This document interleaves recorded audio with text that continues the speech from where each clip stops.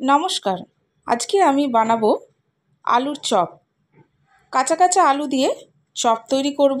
আলু সেদ্ধ করতে হবে না, মাখতে হবে না, খুব অল্প সময়ের মধ্যেই তৈরি হয়ে যাবে মুচমুচে এই আলুর চপ। আর যখনই মন চাইবে ঝটপট 5 মিনিটের মধ্যেই এই আলুর চপটি করে খেতে পারবে। আশা করি আজকের রেসিপিটা আপনাদের অনেক ভালো লাগবে। তাহলে চলুন শুরু করি আজকের রেসিপি।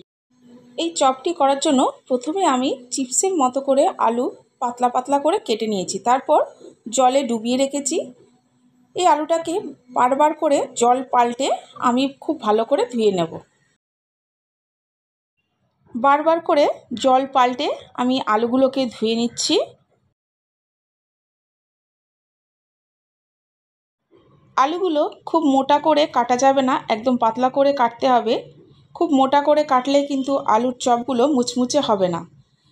এবার আলুগুলো ধোয়া হয়ে গেছে, আমি একটা ছাঁকনির মধ্যে রেখে দিচ্ছি যাতে করে সব জলগুলো ঝরে যায়।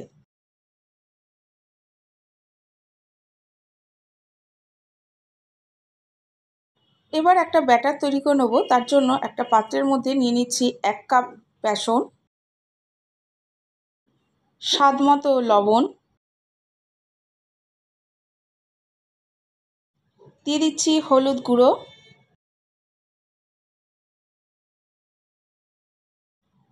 লঙ্কার গুঁড়ো,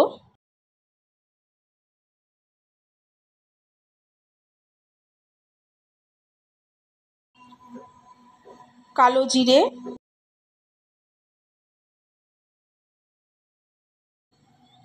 রোস্টেড জিরে গুঁড়ো। এই শুকনো উপকরণগুলোকে আগে খুব ভালোভাবে মিশিয়ে নেব।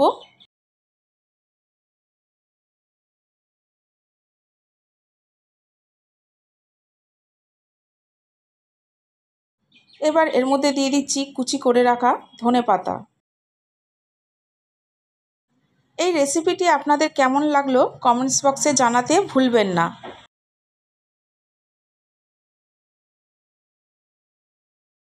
আর সবশেষে দিয়ে দিচ্ছি চিলি ফ্লেক্স। ধনেপাতা আর চিলি ফ্লেক্স খুব ভালো করে মিশিয়ে নিচ্ছি বেসনের সাথে। এরপর অল্প অল্প করে জল দিয়ে একটা ঘন ব্যাটার তৈরি করে নেব।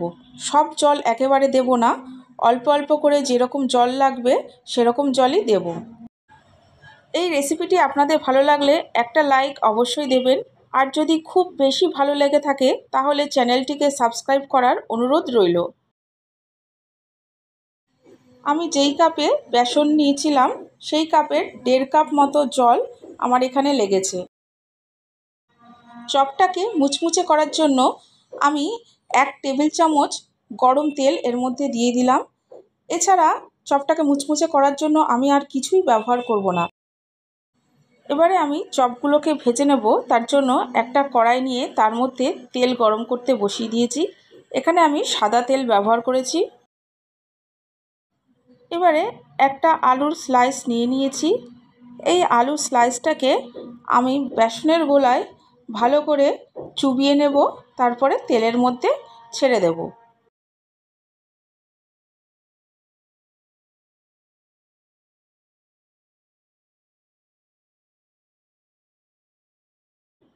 এখানে আমি 3টে চপ একসাথে ভেজে নিতে পারবো।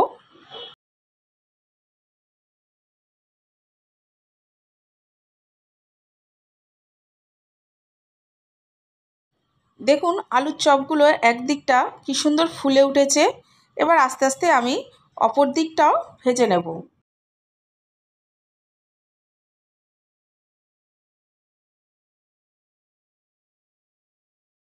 আলুর দুদিকই আমার ভাজা হয়ে গেছে, এবার তেল থেকে তুলে নিচ্ছি।